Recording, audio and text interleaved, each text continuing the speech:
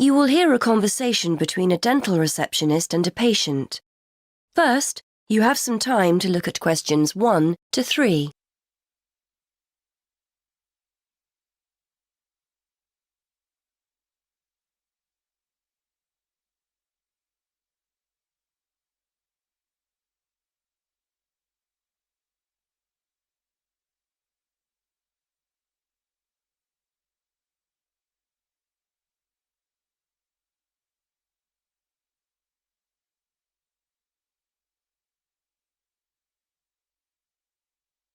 You will see that there is an example that has been done for you.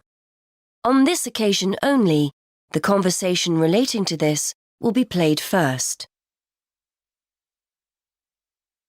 Hello, Mr. Budley.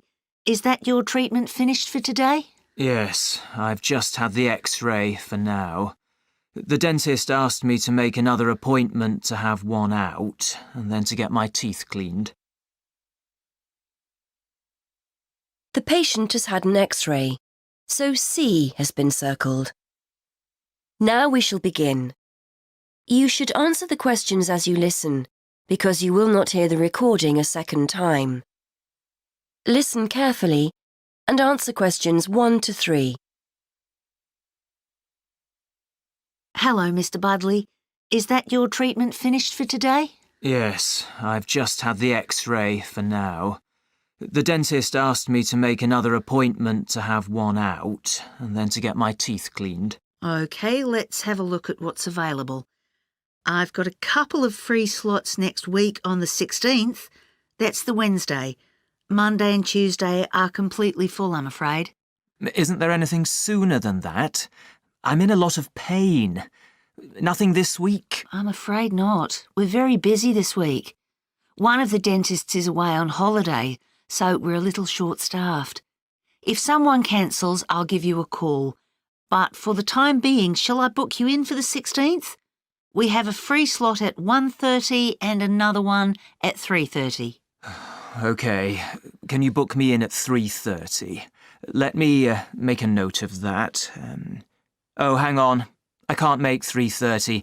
I've got a meeting at 4 and I'll never get back in time.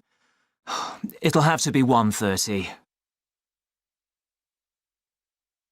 Before you hear more of the conversation, you have some time to look at questions 4 to 6.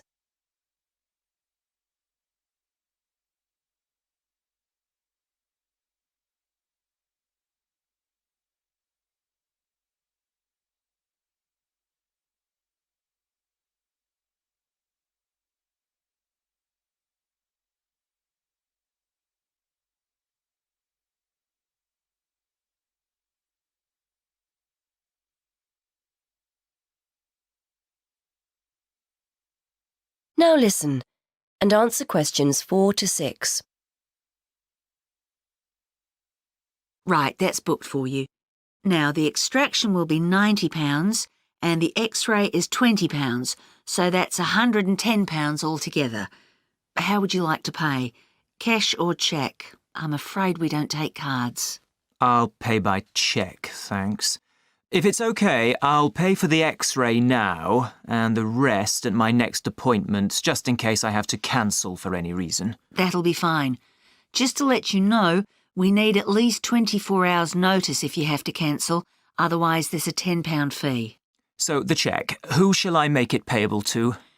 Sinclair Dental Surgeons. That's SINCLAIR.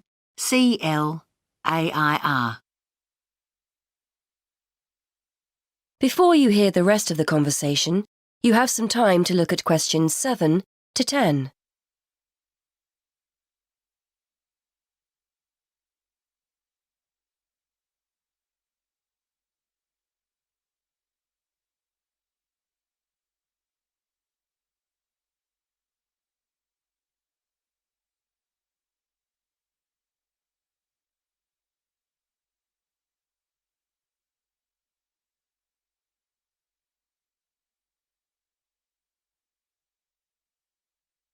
Now listen and answer questions 7 to 10. While I'm here, I was wondering whether you had any information about dental insurance. I think my teeth are beginning to show signs of age, and I might need a lot more treatment. There's a company we work with. Here's one of their leaflets. Their prices are very competitive, and the cover they offer is similar to that of most other companies. They pay up to £650 a year for dental treatment, and you can add your wife and children to the plan whenever you want with their family cover plan. This gives you a generous discount compared to individual plans. Thanks. It looks interesting. And they offer interest-free monthly payments too. There's a telephone number you can call for more information. Thanks. I'll take it home and have a closer read. Will I be able to claim for the treatment I'm having now? Any treatment you have after your membership starts will be covered, so if you're quick, you might get the cost of work next week covered. Thanks again. Well, I'll see you next week then. That is the end of section 1. You now have half a minute to check your answers.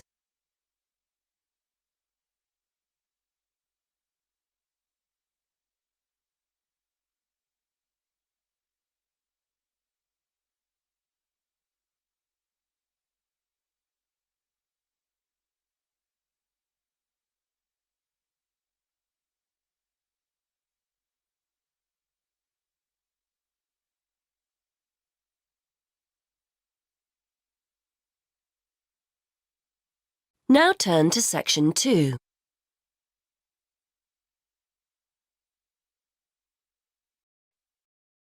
Section 2.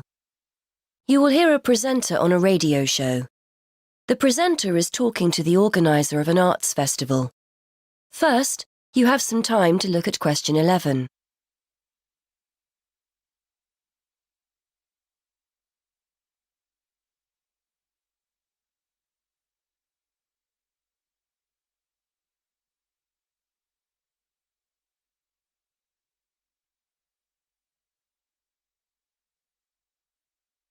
Now listen and answer question 11. Hi again. I'm joined today by Ben Knightley from the Media and Arts Centre. He's here to tell us about the launch of the city's Arts Festival. Hi, Ben. This year has a particular focus, doesn't it? It does, yes. This year we want to encourage more people who would not normally describe themselves as being creative to get involved with some of our many events and workshops. Not simply turning up as spectators, but to get involved themselves, to get their hands dirty, as it were. There's such a wide offering this year that I'm sure we'll have something to suit all tastes. Before you hear more of the radio show, you have some time to look at questions 12 to 13.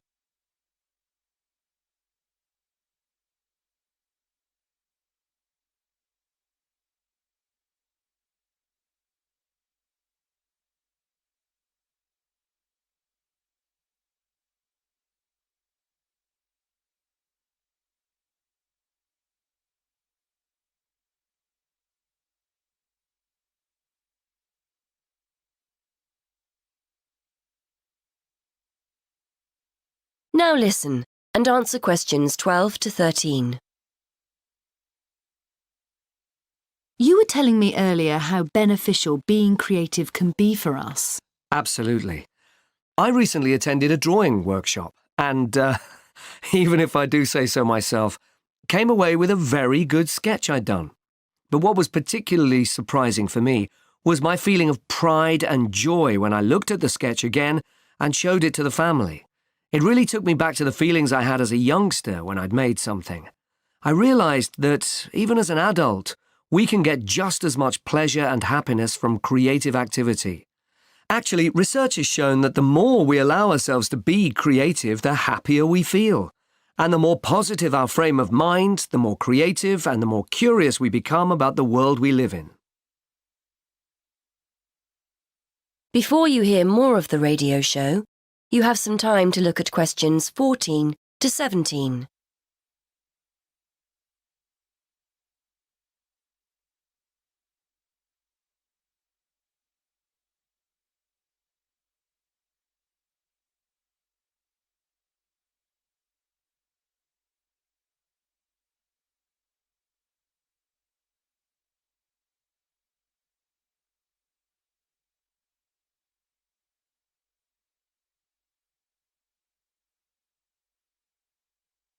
Now listen and answer questions 14 to 17. Well, you've certainly persuaded me. So what kind of events can we look forward to? We want to try and include as wide a range of people as possible this year, from people already involved in the creative arts through to elderly people who haven't been creative in years. So, for example, we're inviting people in the creative industries who occasionally suffer from writer's block to join us on one of our creative walks. Walking has been proved to aid creative thinking, and we're running a series of walks during the spring and summer around some of the many beauty spots in and around the city. Then there's our knitting programme. We're working with schools in the area to invite grandparents in to teach kids how to knit.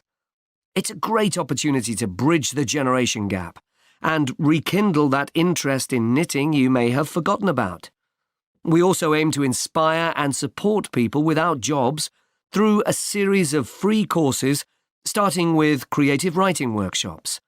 These courses will give them an insight into the basic ingredients of a good short story and help participants get their ideas into shape. And for anyone out there who is looking for the chance to explore their creative side, come along to our printmaking workshops. You'll have the chance to study some fantastic prints by local artists, explore different print processes, and take home a print of your own to hang on a wall. Before you hear the rest of the radio show, you have some time to look at questions 18 to 20.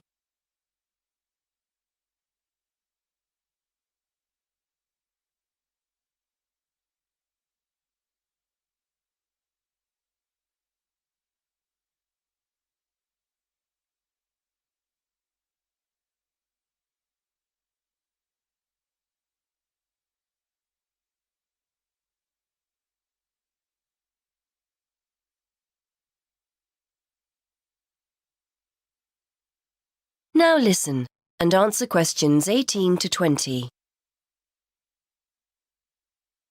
Excellent. So how do we go about getting involved? If anyone is interested in joining one of these sessions, it's important that you contact us first, as places need to be booked beforehand. We ran similar sessions last year and demand was high. As I said previously, there's no charge for any of the workshops, and materials, where appropriate, will be provided on the day. You can get further information on our website, and if you don't have access to the internet, call us on 514-2261. The booking office is open Monday to Friday from 9 to 5, but closes early on a Saturday at 12:30. Many thanks, Ben. That is the end of section 2. You now have half a minute to check your answers.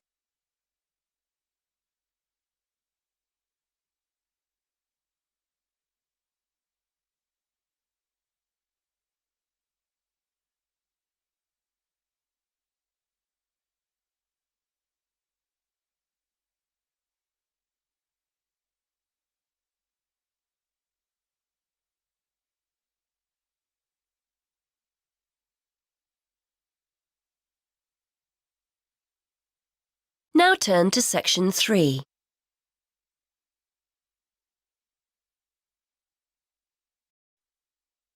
Section 3. You will hear a conversation between two university students about transferring to a different course.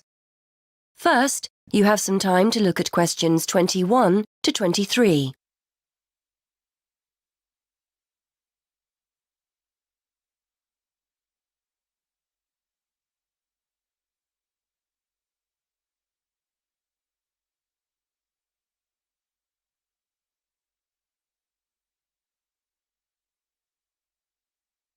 Now listen and answer questions 21 to 23.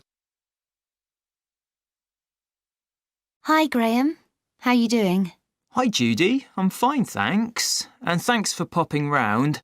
I was hoping I could pick your brains about transferring to another course. Yes, I remember you saying you wanted to do something else. Are you planning on staying here, or are you looking to go to a different university? No, I'm happy to stay here. I just feel I need to do something else. How did you go about your transfer? You did History of Art originally, didn't you?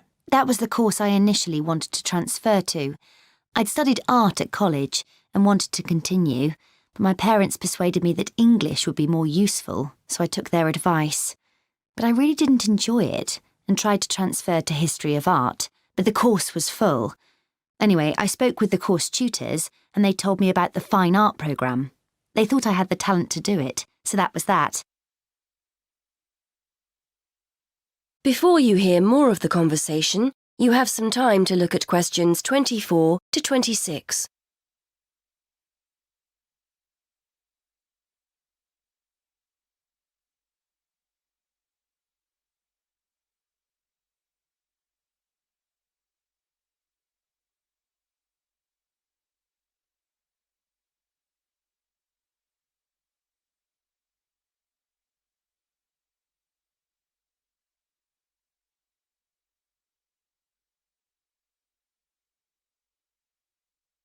Now listen and answer questions 24 to 26.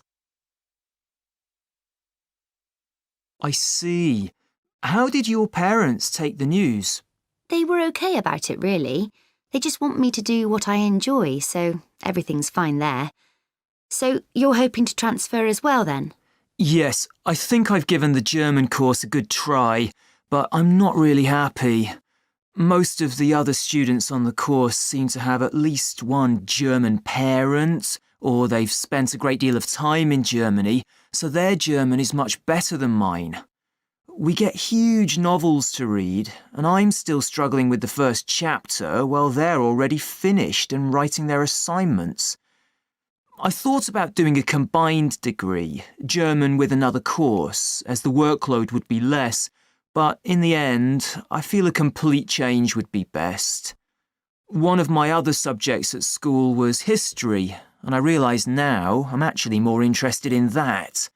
One of my housemates is doing history, and it sounds like a great degree, so I've decided to focus on that. Well, people do transfer, so it's not out of the ordinary. But won't you miss the opportunity to study abroad for a year? You spend year 3 in Germany, don't you? I know. Not only Germany, actually. You have a choice of Germany, Switzerland or Austria. That would be exciting, I know, but that's really the only thing I like about the course. And I can always do some travelling after I've finished my studies. I still don't know what I want to do as far as a career is concerned, so I think it's best I study something I enjoy first and foremost. Anyway, I thought I'd ask you about how you went about your transfer before taking it any further. Before you hear the rest of the conversation, you have some time to look at questions 27 to 30.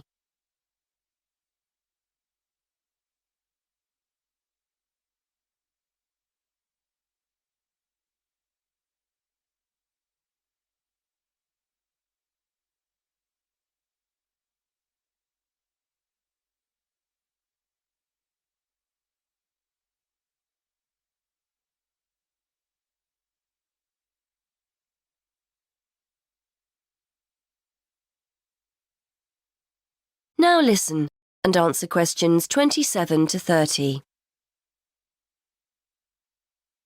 Well, the first thing you have to do is make sure you're clear in your own mind why you want to transfer.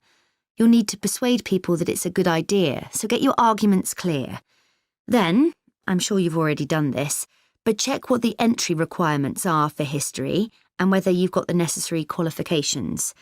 They might be more flexible now you're actually here, but you need to show them you'd be able to keep up with your studies. Well, I've got history qualifications, so I'm hoping that won't be a problem. Who do I have to speak to? Well, they always tell you to speak with your course tutor first, in case there's a way of making the course you're on more appealing to you. But it sounds like you've definitely decided to get out, so I'd go to the careers service next, just to make sure there aren't any restrictions on transferring. It shouldn't be a problem, but it's best to check first. And then there's your funding. I'm no expert, but I would imagine this won't be a problem. German's a 4-year course and history is 3, so you could just start from year 1 next September. If the career service think it's okay and there are no funding problems, go and speak to the admissions tutor in the history department, just to see if they're happy with your qualifications and if there are places. OK. Well, I'm hoping it'll be OK. I'm planning to transfer at the beginning of next year rather than halfway through this year. Yes, hopefully it'll be all right. If they accept you, it's pretty straightforward after that. It's not like you're going to another university. You just have to complete a form. I think it's called an internal transfer form. Your current head of department and the one for the course you're transferring to have to add their signature as well, and that's it. Well, thanks for that, Judy. I'd better start making my case for transferring, I suppose. That is the end of section 3. You now have half a minute to check your answers.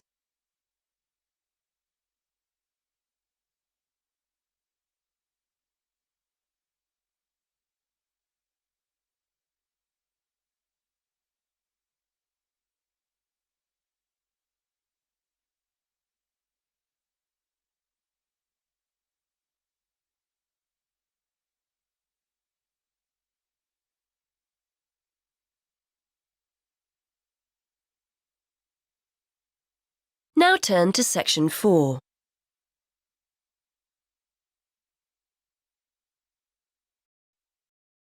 Section 4. You are going to hear a lecturer giving a talk on a psychological condition called synesthesia. First, you have some time to look at questions 31 to 40.